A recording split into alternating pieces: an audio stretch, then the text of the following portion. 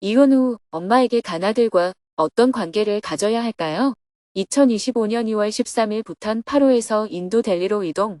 제2도 한인회 임원진들과 만남. 안녕하세요. 오늘은 부탄 답사 일정을 마무리하고 인도 델리로 이동하는 날입니다. 스님은 새벽 수행과 명상을 한 후 아침 일찍 식사를 하고 공항으로 출발했습니다. 행자님은 처음 부탄에 왔으니 탁상사원을 멀리에서라도 봐야지요. 스님은 부탄에 처음 온 행자님을 위해 공항 근처에 있는 탁상사원으로 안내했습니다. 탁상사원까지 올라가려면 시간이 많이 걸려서 오늘은 산 아래에서 멀리 올려다보고 참배를 했습니다. 그리고 근처에 있는 부탄에서 가장 오래된 사찰 중 하나라는 키추사원을 방문하기로 했습니다. 키추라캉은 파로 지역에 위치한 부탄에서 가장 오래되고 신성한 불교 사원 중 하나입니다. 7세기경 티베트의 송첸 간포왕이 건립한 사원인데 전설에 따르면 불법의 전파를 막으려고 하는 강력한 여성 요괴가 티베트와 히말라야 지역에 걸쳐 누워 있었는데 송첸 간포왕이 이 요괴를 제압하기 위해 티베트, 부탄, 네팔 전역에 108개의 사원을 세웠다고 합니다.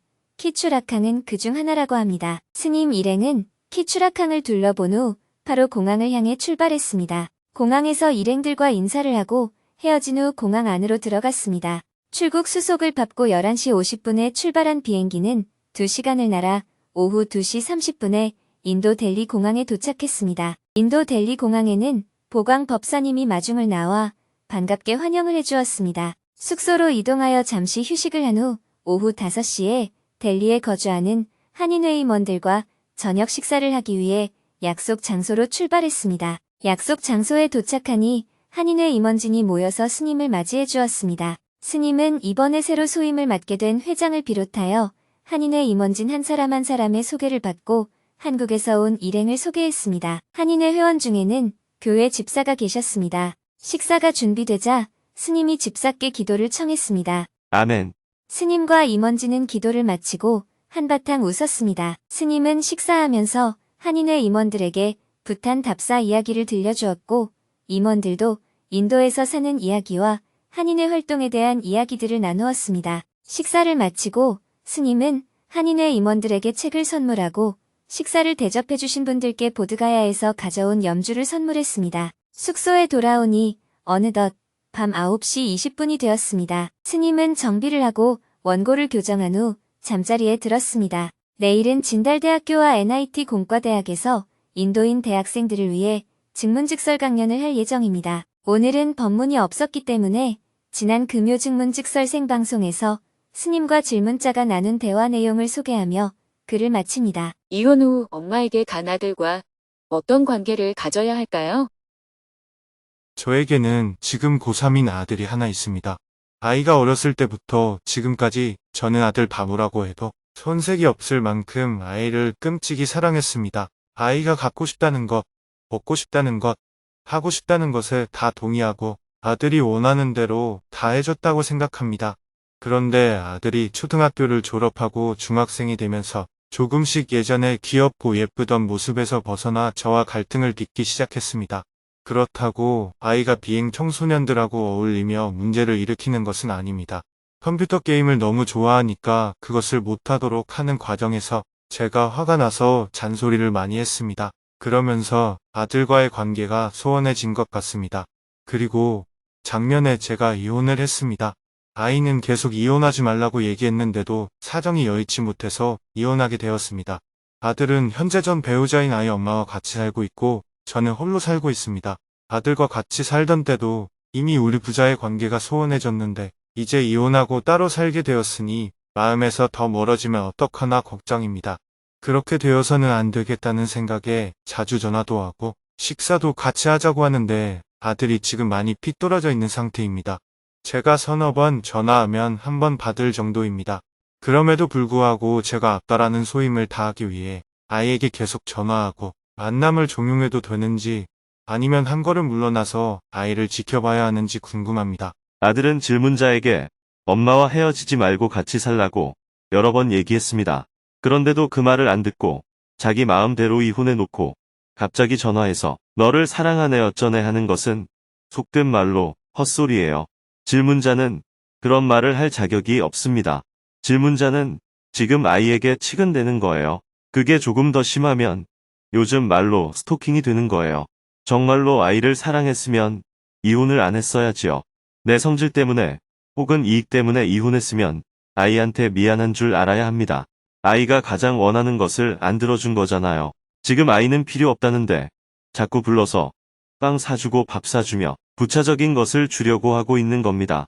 아이의 필요에 의해 부모가 있어야 하는 것이지 부모의 필요에 의해 아이가 있어야 하는 것은 아닙니다. 아이에 대한 관점을 바로잡지 않는다면 질문자는 부모 자격이 없는 거예요. 부모는 아이가 잘 성장하도록 도와주는 존재입니다. 자기가 보고 싶다고 아이를 찾는다면 그것은 아이를 애완동물로 여기는 것이지 사람으로 대하는 것이 아닙니다. 질문자는 부모의 관점이 잘못 잡혀 있는 겁니다. 그리고 아이가 어릴 때 해달라는 대로 다 해줬다는 것 역시 부모로서 부족합니다.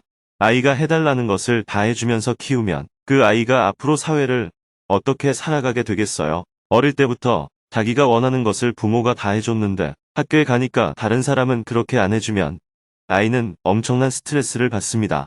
지금은 아빠가 자꾸 뭐 해준다고 해도 싫다고 하지만 나중에 자기가 필요한 일이 생기면 전화할 거예요. 왜 그럴까요? 아빠는 뭐든 다 해주는 사람이니까요. 그래서 아이가 원하는 것을 다 해주며 키우는 것은 좋지 않습니다. 자녀와 함께 산책도 하고 얘기도 나누고 놀아주기도 하고 이렇게 시간을 보내야 하는데 직장 일 한다고 내내 아이를 팽개치고 있다가 지금 와서 미안하니까 맛있는 거 사줄까? 용돈 줄까? 장난감 사줄까? 하는 겁니다. 그러면 아이의 기억 속에 아빠는 자기가 원하는 것을 주는 사람이 됩니다. 고마운 줄도 전혀 몰라요. 질문자가 아이에게 해준 것은 강아지한테 한 것과 똑같아요. 강아지는 받아먹을 줄만 알지 질문자의 사랑을 모릅니다. 그것은 질문자 본인의 문제입니다. 지금처럼 계속 아이에게 일방적으로 전화를 하고 만남을 원하면 아들은 앞으로 그 전화도 받지 않을 겁니다. 그러니 아이한테 그렇게 치근대지 않는 게 좋습니다. 본인이 외로우면 여자친구를 사귀어서 만나고 아들에게는 이렇게 말하세요. 네가 필요할 때 전화해라. 아빠는 네가 필요하다면 뭐든지 함께 할 용의가 있어. 밥을 같이 먹자고 하면 같이 먹고 여행을 가자고 하면 같이 갈 거야. 그런데 돈이 필요하다고 했을 때는 함부로 주면 안 됩니다. 반드시 이런 문제는 아이 엄마와 사전에 논의해야 합니다. 질문자와 마음이 안 맞아도 아이의 엄마이기 때문에 아이가 돈이 필요하다는데 돈을 줘도 되는지, 아이가 여행을 가자는데 같이 가도 되는지 먼저 논의가 되어야 합니다. 이혼했어도 아이에게 하는 행동은 아내가 승낙하는 범위 내에서 해야 됩니다. 부모가 서로 의사소통이 안 되면 아이가 나중에 엄마하고 갈등이 생겼을 때는 아빠한테 달라붙고 아빠하고 갈등이 생겼을 때는 엄마한테 달라붙어서 부모를 쥐락펴락하게 됩니다. 그러면 애를 망치게 돼요. 엄마가 아이를 키우기로 했다면 전적으로 아이의 부양을 엄마한테 맡기고 항상 아이에 대한 행동은 전 아내한테 먼저 물어보고 허용하는 범위 안에서만 하고 가능하면 아이에게 직접 얘기하지 않는 게 좋습니다. 예를 들면 질문자가 아이 엄마에게 이렇게 물어보는 겁니다. 아이하고 오늘 만나서 밥 먹고 옷도 사주려는데 괜찮아요? 네, 괜찮습니다. 그러면 그렇게 하세요. 아이에게 빵을 사주려는데 괜찮은가요? 요새 단 거 먹으면 안 되니까 그건 안 돼요. 네, 알겠습니다. 이렇게 먼저 허락을 받고 만나는 게 아이의 장래를 위해서 좋습니다. 아이가 엄마에 대해서 욕하더라도 그렇게 말하면 안 돼. 엄마가 너를 키운다고 얼마나 힘들었는데 이렇게 말해 주어야 합니다. 그렇게 엄마가 좋으면 계속 같이 살지. 왜 헤어졌어? 이렇게 물어보면 아빠가 미안해. 엄마가 문제가 있는 게 아니라 아빠가 문제가 있어서 이혼하게 됐어. 하고 대답해 주어야 합니다. 부부가 서로를 감싸주는 모습을 보여주는 게 아이에게 좋습니다. 아내가 아이에게 질문자를 비난하더라도 엄마가 아이를 키우고 있는 한은 아이에게 엄마는 좋은 사람이라고 얘기해 주는 게 좋습니다. 부부가 서로 감싸주는 관점을 가져야지 아이를 두고 서로 자기 변명만 하고 경쟁하면 아이를 망치게 됩니다. 이혼했어도 부모는 아이가 앞으로 잘 크도록 도와줘야지 아이를 망치게 하는 건 옳지 않습니다. 오늘부터 질문자가 아이와 시간을 보내고 싶다거나 아이가 먼저 전화해서 질문자에게 도움을 요청한다면 아이 엄마한테 먼저 논의하셔야 합니다. 만약 아이 엄마가 거절하더라도 나는 해주고 싶었는데 네 엄마가 안 된다고 한다 이런 얘기는 하면 안 됩니다. 그 문제는 아빠가 해결해 주기 어렵다. 대신 다른 걸 도와줄게. 이런 식으로 얘기해서 부모끼리는 서로를 욕하지 않으면서 함께 양육해야 합니다. 이혼했기 때문에 지금은 부부가 아니지만 항상 아이 엄마와 의논해서 결정해야 합니다. 양육을 하는 아이의 엄마가 중심이 되고 질문자는 보조 역할을 해야 아이가 제대로 성장할 수 있습니다.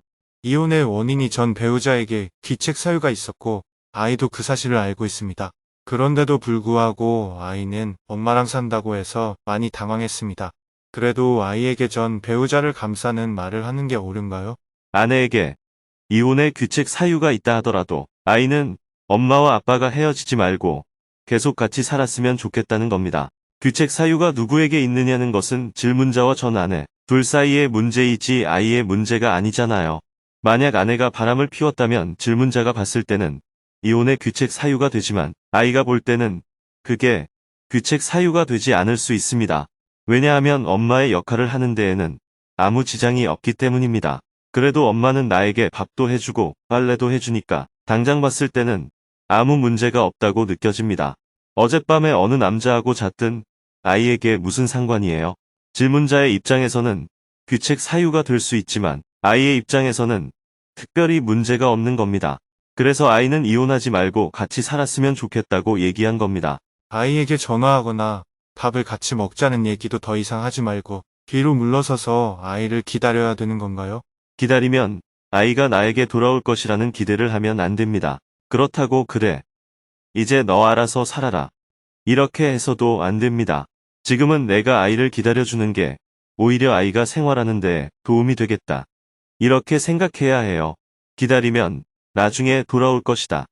하는 생각은 질문자의 목표 의식입니다. 아이가 나한테 마음을 열기 위해 어떤 수단을 써야 할까? 이런 마음을 가지는 것 자체가 아빠의 자격이 없다는 거예요. 아이가 나한테 돌아오느냐가 중요한 게 아닙니다. 아이가 성장하는 데 있어서 내가 어떻게 하는 것이 조금이라도 도움이 될지 고민해야 합니다. 내가 안 만나주는 게 아이의 성장을 도와주는 것이라면 안 만나는 것이고 아이를 자주 만나는 게 좋다면 힘들어도 만나 주어야 합니다. 이런 식으로 부모의 목표는 아이에게 맞추어져 있어야 합니다.